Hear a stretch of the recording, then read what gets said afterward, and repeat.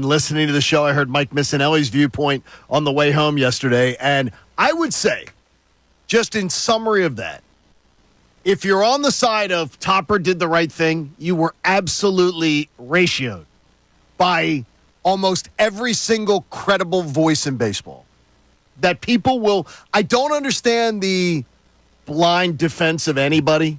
It's okay to say, look, sometimes we walk out after a show or we'll walk out after a segment and go, okay, that was crappy. It's okay. It's okay to have a bad day. It's okay to make a bad decision. And it's okay to be called out for it. I was surprised because just across baseball, I don't know how he would do that. But it made for great conversation yesterday. It definitely did. Great conversation. And I don't know that I would consider what I was saying yesterday a blind defense. I don't think you had a blind defense. I don't at all. I thought you were pretty rational with your. I'm more talking to people who were just Topper's right. He knows what he's doing. You don't understand. There's no way you want to risk injury for Bryce Harper. I'm like, what the hell are you talking about? Right. And I totally understand why people were upset. And I acknowledge that it was probably the wrong it was definitely the wrong decision if you were trying to win that baseball game. Correct. And my only argument is that I trust Rob Thompson's overall philosophy because of his track record. And sometimes the greater philosophy will lead to individual poor decisions. If you end up on the plus side at the end of the day, or in this case, at the end of the season, that is what matters more to me. And I think that that's a rational way to approach it. But, Johnny, I don't know that the guy that sits in the owner's office for the Philadelphia Phillies would agree with the way that I view that. Let his words speak. And if anybody, and I mean it, and I'm serious, if anybody tries to spin this to me when you hear his words as, oh, it's not what you're meaning, what you think it is, it damn well is what you think it is. Connor? What did he have to say? Well, yesterday, there was an article posted on MLB.com by Todd Zalecki. And we're going to hear some words from Todd Zalecki, who joined Kevin Cooney on Philly Sports Tonight last night on these very airwaves. Great job by Kevin Cooney doing that. There, Kevin. But it was an article detailing the thoughts of Phillies owner John Middleton on this stretch that the Phils have been in, this bad pace of play by a team that was playing such good baseball. And it's rare that we hear from John Middleton. Very rare. And even rarer, actually, that we hear from John Middleton criticizing the team, especially over these past 2 years. I think that's fair. He's an extremely positive owner. He is. And honestly, though, he's had a lot of positivity to talk about. 100%. But when you see this stretch, it weighs on everybody, including the guy at the top of the operation. This was the most telling excerpt, and we're going to read a couple excerpts from this article throughout today's show. But in quotes, John Middleton saying, I don't think you can just sit there and say, oh, well, this has happened, and therefore we'll turn it around. I don't think you can be that passive, talking about the Phillies' poor stretch of play. I think you have to be pushing, and pushing people to rethink what they've been doing. That's coaches, and that's players. Everybody has to step back and say, what are we doing wrong? Why is a team that was winning at a 700 clip for 3.5 months now playing at a 325 clip for the last 5 weeks? That is the exact question, Johnny, that we have asked numerous times over the past couple of weeks. And John Middleton is not immune to questioning his baseball team either. And publicly, his players, his owner, his players, his coaches. And he flats it out there. And as owner, he has every right to do this. As any executive who's signing, he's paying $250 million to his roster. That doesn't include what he pays Rob Thompson and everybody else. And he's flat out calling it out. You cannot be passive. You can't just say, well, this is how we do it, and this is how we do it. When it's not working, an executive of John Middleton's background is going to say, guys, we don't just sit here and do the same things when it's not working. Change things up a bit. Do some things differently. How are you approaching things? What are you doing? Rethink, he uses. Pushing people. I'm telling you right now, you said it yesterday. I didn't know if I agreed with you or not, and I sort of disagree with you. And I completely will tell you right now, if this team flames out, Rob Thompson's not the manager next year. If this team flames out, and I do not believe that they will, but if it happened, if the weirdness comes in and this team just absolutely flames out, I'm telling you right now, Thompson will not be the manager. I want to call you crazy. You do all the time, backstage, back behind back the office. scenes, Yes, you call on me the crazy. air sometimes. You call me crazy all the time. And normally I would. Not now, though. It's hard for me to say that reading John Middleton's comments. I mean, he's speaking. Who is he speaking directly to? I believe it is Rob Thompson. I believe it's also the players, and there are going to be things that John Middleton knows about that we are not privy to, being fans compared to the owner. I don't think it's insane to say the owner of the Philadelphia Phillies may know a little bit more about his baseball team than the general public. So No, I think he certainly does.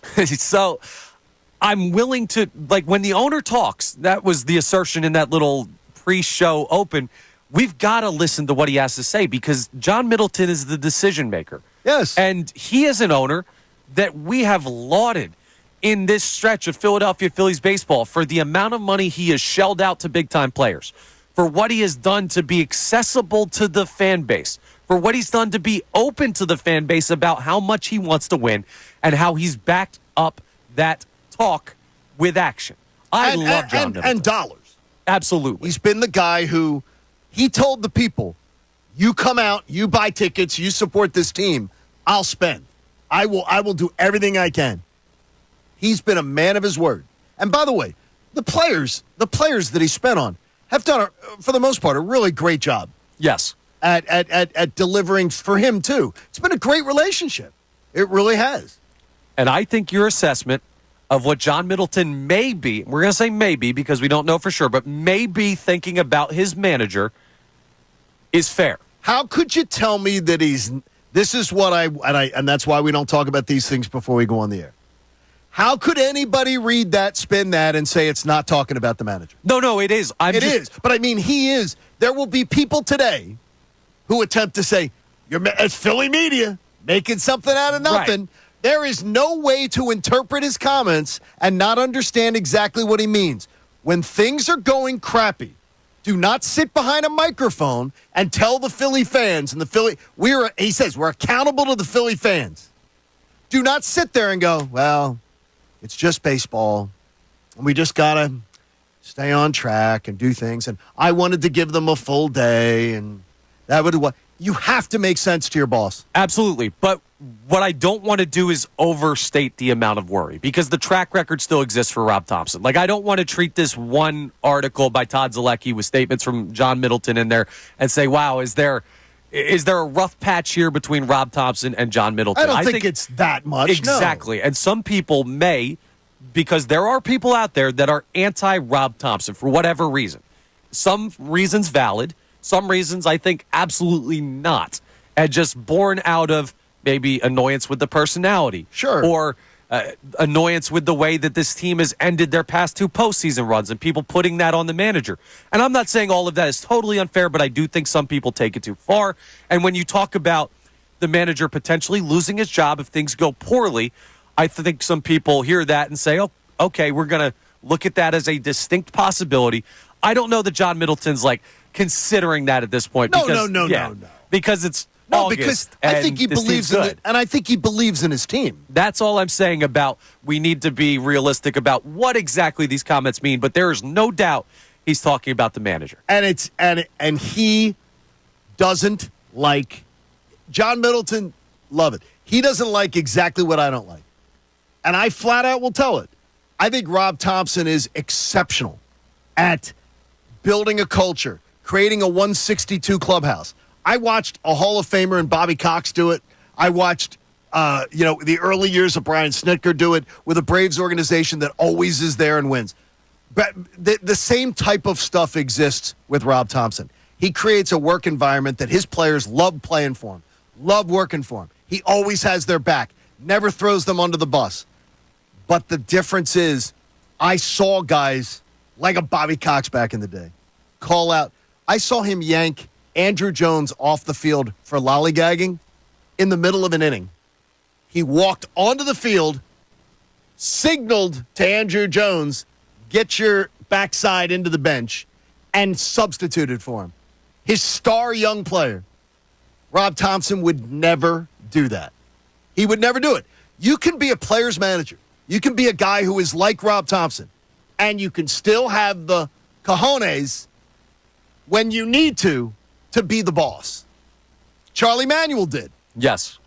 Rob Thompson's got to be the boss, and that's what's not happened this year. Now, it's not happened. Maybe it's a John thing. Maybe it's something with the name, because I think you and Mr. Middleton would see things a lot more similarly than I would see things with the manager. But, again, there are other people outside of you, John Kincade, and the owner of the Phillies, John Middleton, that feel this way, or at least start to consider this type of thought process with the manager. And I want to hear from the guy who wrote the article, the man who penned the story about John Middleton's thoughts. How would we do that at 6:13 in the morning? Well, Todd Zielecki joined Kevin Cooney last night, and he talked about Rob Thompson's thought process in that moment on Sunday, where he decided not to pinch hit Bryce Harper or JT Realmuto, the guys who had off days, with the game on the line. Here's what Todd Zielecki had to say. Maybe he said, listen, I'm not using you under any circumstance. I want to keep you guys fresh in postseason. That's what this whole entire season is about, is the postseason. I understand that. Everything is geared towards that. Pitcher health, player health, the way he uses his pitchers in the bullpen, all of that stuff. That said, you also want to win the game, because I'm thinking more along the lines of, are you going to get home field advantage throughout the postseason, at least through the NLCS?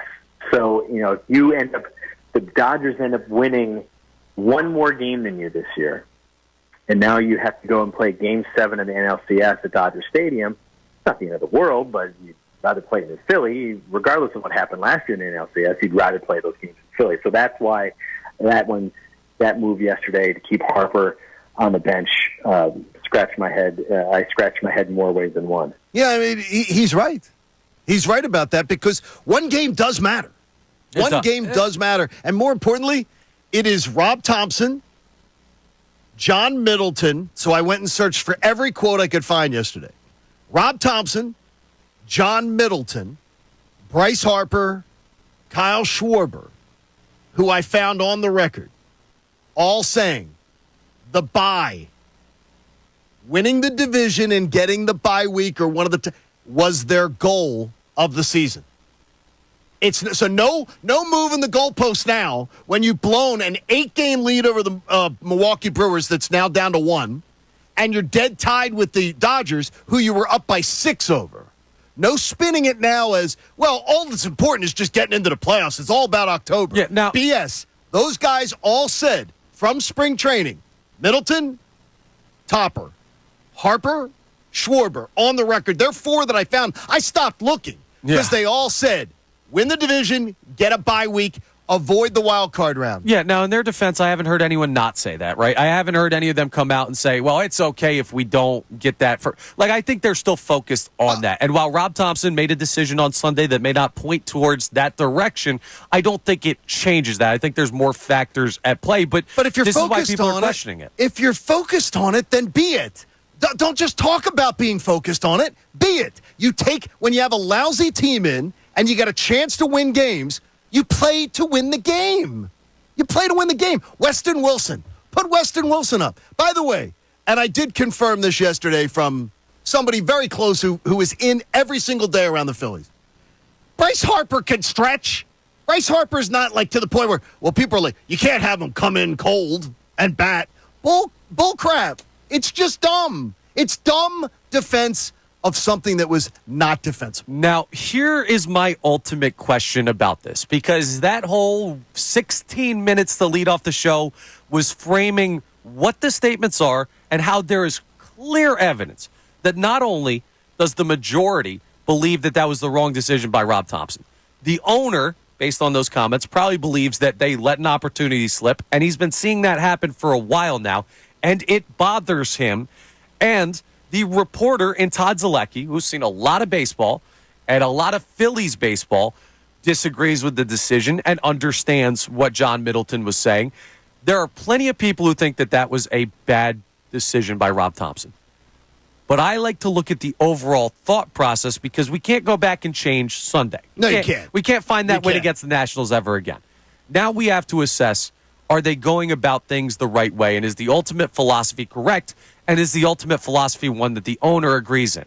And I'm going to say something with all due respect to John Middleton, the owner of the Phillies, who I could not have more respect for in his position and what he's done for this franchise, the amount of money he spent, and the man that I he sense is. a butt coming. Should we listen to him? I said we should always, and not should we listen to him, should we be forced to agree with him because he's the owner of the Phillies? We should always hear what the owner has to say because his words carry weight. But ownership does not protect you from potentially viewing things the incorrect way when it comes to the way the sport is played, the way the team is handled.